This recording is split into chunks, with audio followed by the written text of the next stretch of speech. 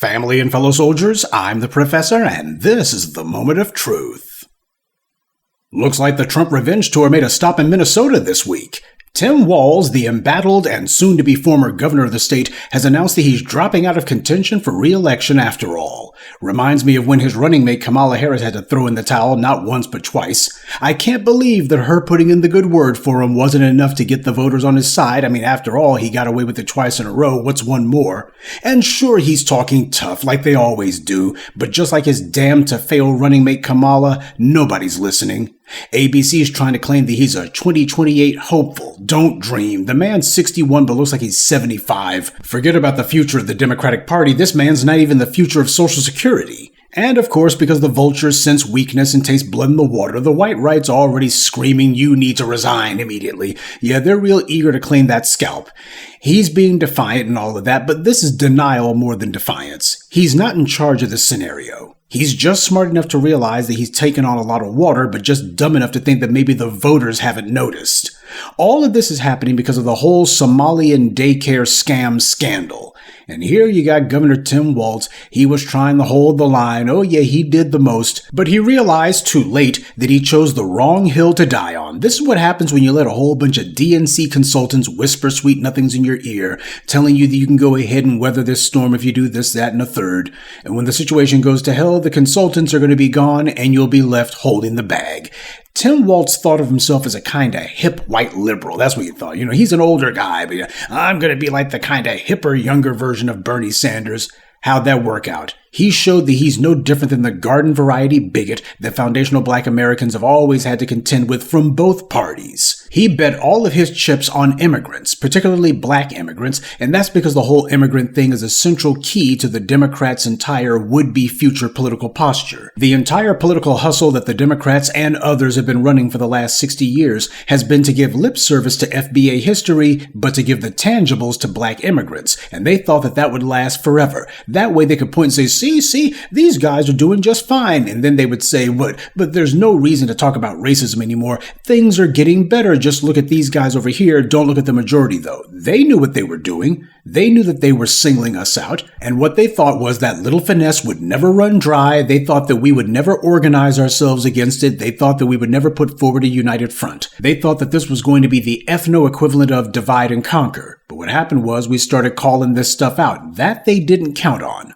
Why do you think these white authorities were just floating all that money to the Somalians so easily? Hundreds and hundreds of millions of dollars, just handing it out with no questions asked.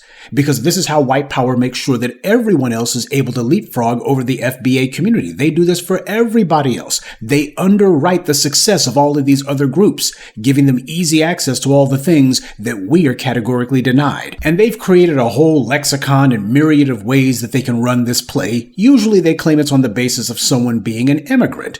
But this is the proof that the black vote would be stupid as hell to listen to anyone who tells us not to demand reparations or any other sort of tangibles. All these other groups have been completely and thoroughly reliant on the government and corporations, specifically banks, who have policies that work hand in hand with the government for their prosperity. Everybody else, they're getting their piece. Everybody else is getting things, but we always got these sellouts, bootlicks, and just plain morons who tell us you shouldn't be making any demands at all. And then when you tell these goofballs to explain what demands they are making on anything at all, they're quiet. That's what they really mean. Don't make any demands at all, while everybody else is making demands and getting things. Nobody's ever worried about what it is that we think. Every policy that's ever been written has been done to harm us, but you got these chattering chuckleheads who are the first ones to tell us that we shouldn't be making any demands, that we shouldn't be expecting anything. Meanwhile, everybody else is getting things, and they don't have any lectures for them. They don't have any lectures for any other group. They don't come up to these other groups and say, you guys shouldn't be just sitting here getting anything from the government. You guys, you should be doing what I tell you to do. They never wag the finger at anyone else, no lectures for anyone else. Why in hell would we listen to cowards who are so craven, so cowardly, so submissive, so low down that they don't even have the guts to make any demands of white power? These other groups' prosperity was not the result of their own hard work, dent in industry. It was the result of a deliberate, intentional policy to advantage everyone else except us. To manufacture a racial pyramid and then use every means possible to maintain it through the targeted deprivation of our group and the targeted enrichment of everyone else, often at our expense. They have the money, hundreds of millions handed to them, and it's been going on for years and years, amounting to generation after generation. And everybody else didn't even blink. But you see how quickly the white right went from patting immigrants on the back and saying, immigrants, they're the ones who start more businesses than black Americans. And these immigrants, they're doing just fine. They come from Africa and they just pull themselves up by their bootstraps.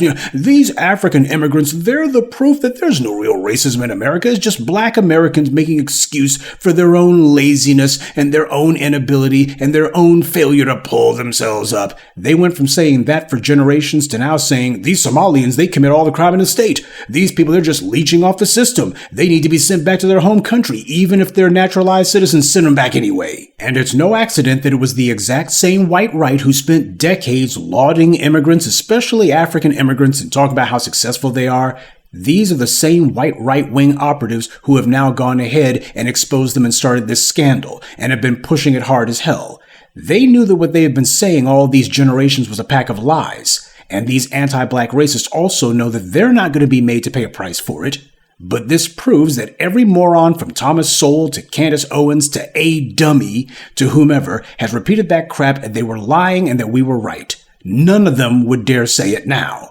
And as for Tim Walz, I'm sure he's wishing he hadn't heard it at all. But even if the white right hadn't blown this scandal wide open, Tim Walz would still find himself sinking in political quicksand anyway. Your World said that America was founded by thieves, slaves, and opportunists. The immigrants are the opportunists in that equation. Both of the major parties have tried to court immigrants, and neither one can do it because immigrants are not about voter loyalty. They're all about opportunity and advantage for themselves. That's the entire reason that they immigrated. Trump understands that fact. He didn't even bother to pander to immigrants because he understood pandering doesn't work, and that there's no downside to punishing the immigrants because there's not enough of them to harm him politically anyway. And on top of that, immigrants do not unite politically because they're not about political loyalty. Just because everybody agrees that they want advantage does not mean that they all agree on how to get it. Just look at how the Venezuelans in the U.S. have gone from hating Trump for revoking their TPP status to now loving him for putting Maduro out of power. Never mind that neither Trump nor anyone else in his administration or the white right-wing media has said that this will result in the Venezuelans being allowed to stay in the U.S.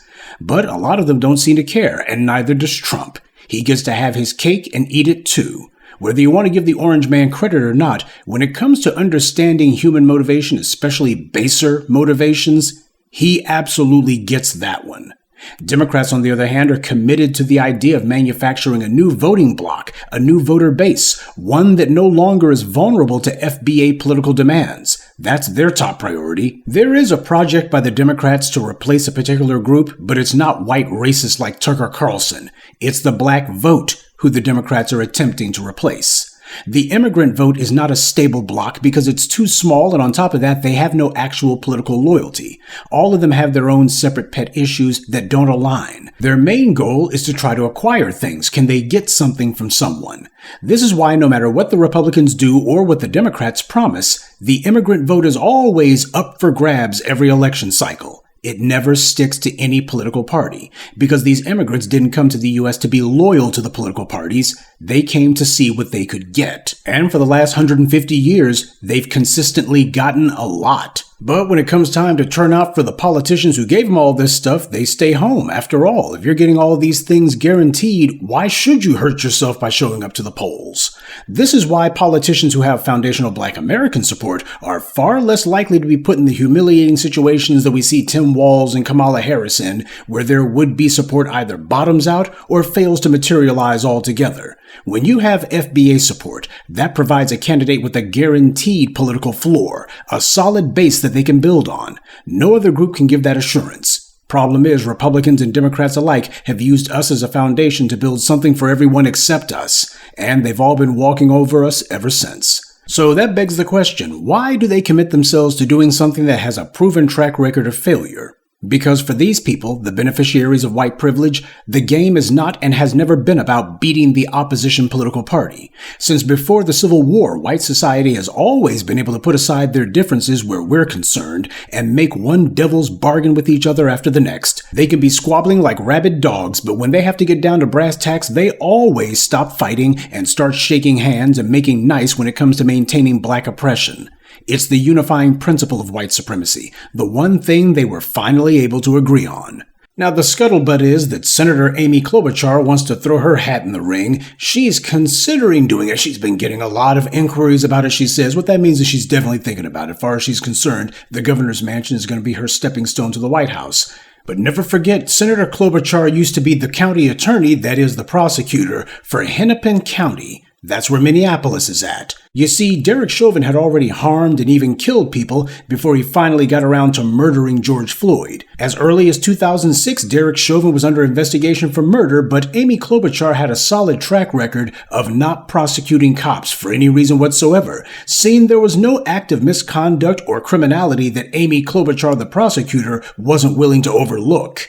Until it finally exploded into the murder of George Floyd. See, what she thought was at the time that she could fly under the radar. Nobody was talking about the police murdering black people, and if you were a Democrat seeking higher office, the big issue of the day was the Iraq War. That's what the white media wanted to talk about, the Iraq War. And when we saw the uprisings in 2020, everybody understood exactly why that was. They'd much rather talk about this kind of war. They'd rather talk about World War III than to talk about the war on black people, because that's the real war that they're terrified of losing. And that's to say nothing of cases like Myron Burrell, a teenager who was accused of murder but has maintained his innocence ever since, but Amy Klobuchar apparently felt that she didn't do anything wrong.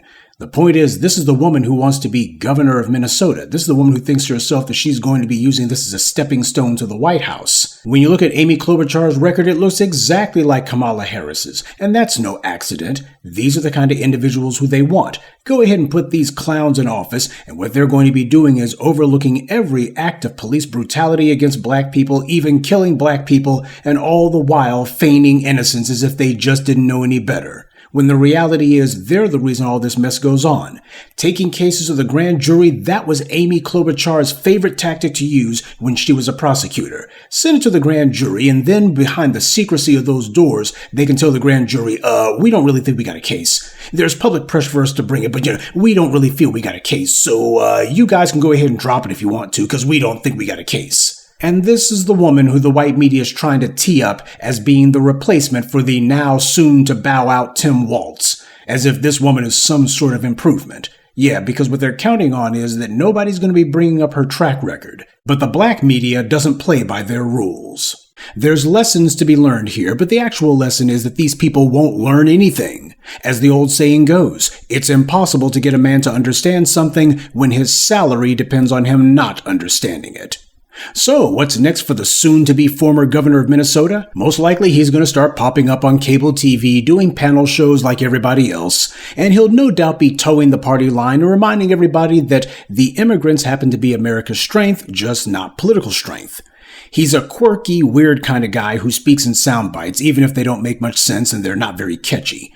So expect to see him making the rounds on MSNBC, MS Now, talking about how Nazi America is right around the corner, and he's the reason why we need to rally for the Democrats, otherwise the country is sunk. But he did nothing for foundational black American voters. He was as dedicated to the project to politically disempower us as any of these other Democrats and Republicans. Anyone who refuses to admit to the political reality of this is someone who doesn't deserve our vote. He's now the latest tool to find out the hard way that the road to political office runs straight through the FBA community. There are no off-ramps. The immigrant vote is not valuable because it changes and shifts so much. It's never been a solid vote. The interest of Latin immigrants is not the same as those of Asian immigrants, and neither of those groups' interests are the same as African and Caribbean immigrants. And when you look at what these groups are interested in, you find that there's a whole lot of areas where they collide and clash and contradict each other. That's the reason why when it comes to immigrants, about the only thing the Democrats are doing, other than offering government money, is to say we're going to be letting everybody in with no paperwork checks. That's usually what the Democrats talk about, because as we've seen, any so-called political platform that tries to actually go in depth and to address actual issues that are at the core of what these groups want, these platforms tend to crumble because they contradict themselves. Democrats, however, are so obsessed with maintaining the racial pecking order and keeping us down that they're cutting their own throats. People like this guy, Tim Walz, they thought they were going to kill us with kindness, to stab us in the back, but to do it with a smile on their face, and to give us some empty, faux black rhetoric. Oh, I just love black folks. I want you to know I'm down with the brothers. He went to the mat for people who in many cases aren't even citizens, but he ignored us. That was the plan all along, to ignore the foundational Black American vote until we inevitably keeled over, and then to dance on our graves. But now, I say let Tim waltz his way right out of here. Good day, and be one. I'd like to take a moment to mention some of our contributors: Sean, Kenneth Johnson, Andrew Lewis, Samuel Pegas, and Jerome Simmons. Salute to them and thank you to everyone for listening, liking, and sharing this message. Black empowerment only exists because of you.